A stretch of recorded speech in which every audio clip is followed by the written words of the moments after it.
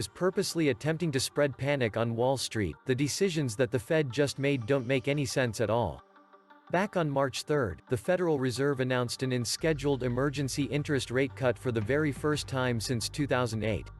Wall Street immediately interpreted that as a panic move, and the Dow Jones Industrial Average ended the session down 785 points.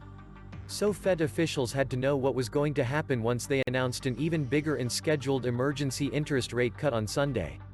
Predictably, stock futures hit limit down very rapidly, and now investors are bracing for a week of tremendous carnage. But this didn't have to happen.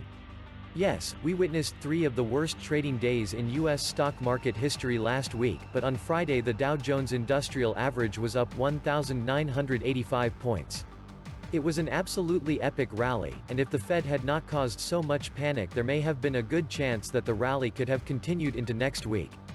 In other words, U.S. stocks just had one of their best days ever, and there didn't appear to be a need for any emergency intervention by the Fed. If the Federal Reserve had just waited a couple of days until their normally monthly meeting, and if the Fed had just cut rates a quarter point, that would have likely been greeted by the markets with warm enthusiasm. But instead, Fed officials decided to load up their bazooka and go for broke on Sunday.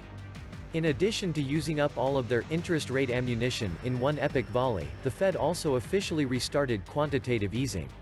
The Federal Reserve, saying the coronavirus outbreak has harmed communities and disrupted economic activity in many countries, including the United States, cut interest rates to essentially zero on Sunday and launched a massive $700 billion quantitative easing program to shelter the economy from the effects of the virus.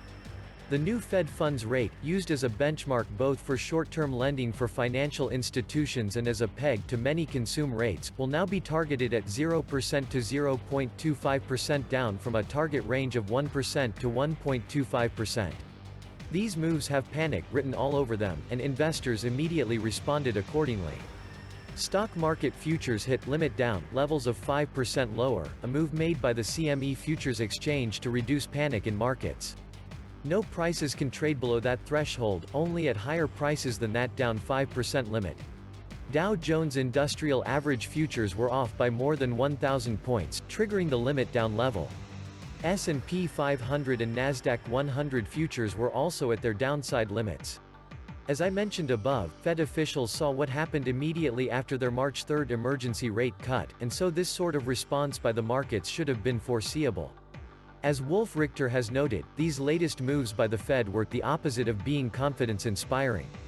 The whole Sunday afternoon maneuver, on top of the mega shock and awe maneuvers Thursday and Friday, reek of sheer and outright panic, and they're the opposite of being confidence-inspiring. That stock futures plunged after the Fed had effectively put its biggest tools to work shows how obvious this panic is. So then why did the Fed pull the trigger if this was going to be the result? It would seem that there are 2 obvious conclusions. Either Fed officials are completely and utterly incompetent, or they were purposely trying to crash the stock market. And now that the Federal Reserve is completely out of interest rate ammunition to fight any future economic downturn, the only weapon they have left is helicopter money. As economic activity comes to a grinding standstill due to fear of the coronavirus, it appears to be inevitable that we will see tremendous inflation as the Fed floods the system with money. In other words, there is going to be a whole lot more money chasing a lot fewer goods and services in the months to come. Meanwhile, we are already starting to see a run on U.S. banks. On Thursday, so many people were taking money out of a Bank of America branch in Midtown Manhattan that it actually ran out of cash. As the stock market was having its worst day in 30 years on Thursday, customers at a Bank of America branch in Midtown Manhattan, the financial heart of New York, were lining up to take cash out of their accounts, sometimes tens of thousands of dollars at a time. So many people sought huge sums that the bank branch, at 52nd Street and Park Avenue, temporarily ran out of $100 bills to fulfill large withdrawals, according to 3 people familiar with the branch's operations. The shortage hit after a rash of requests for as much as $50,000, said 2 people who witnessed the rush. And according to Zero Hedge, wealthy individuals in the Hamptons are doing the same thing.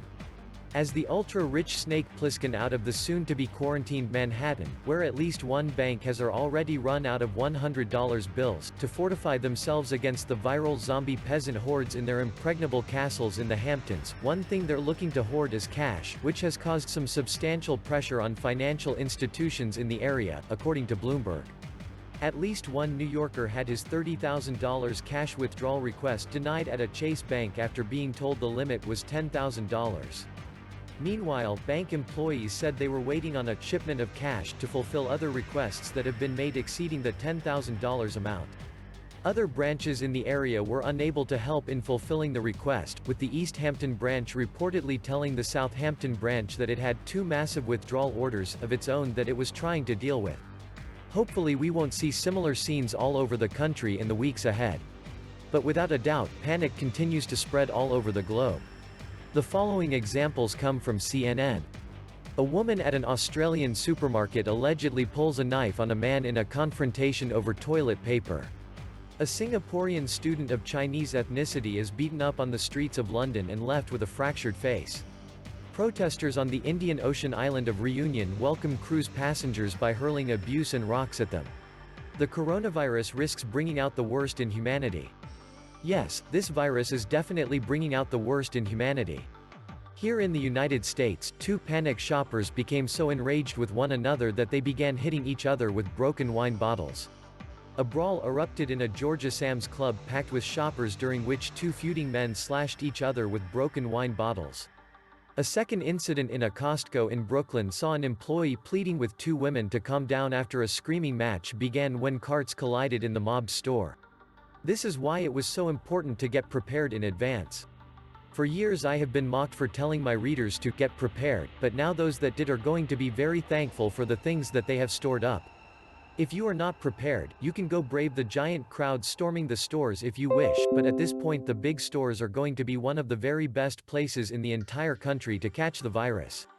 I don't know about you, but I am not eager to experience the blinding pain that survivors of COVID-19 have told us about. So I would highly recommend avoiding big stores and other major public gathering places as much as possible. We need to accept that life has changed for the foreseeable future. According to Newt Gingrich, it is time for us to adopt a wartime mindset. We should be planning for a worst-case pandemic and using the kind of intensity of implementation which served us so well in World War II. Getting enough ventilators, masks, intensive care units, treatment medications and aggressive community-wide testing are the minimum steps to saving lives and stopping the pandemic. The Pence-led coronavirus task force has begun to pull things together, but it should have a planning group that creates a worst-case projection and then devises the steps necessary to smother the pandemic and minimize its impact. And this is also a time for prayer. In fact, President Trump designated Sunday as a National Day of Prayer. President Donald Trump on Saturday declared Sunday, March 15, a National Day of Prayer for all Americans affected by the coronavirus pandemic and for our national response efforts. I urge Americans of all faiths and religious traditions and backgrounds to offer prayers for all those affected, including people who have suffered harm or lost loved ones. Trump said in his statement announcing the Day of Prayer. Let us all hope that this pandemic passes as quickly as possible.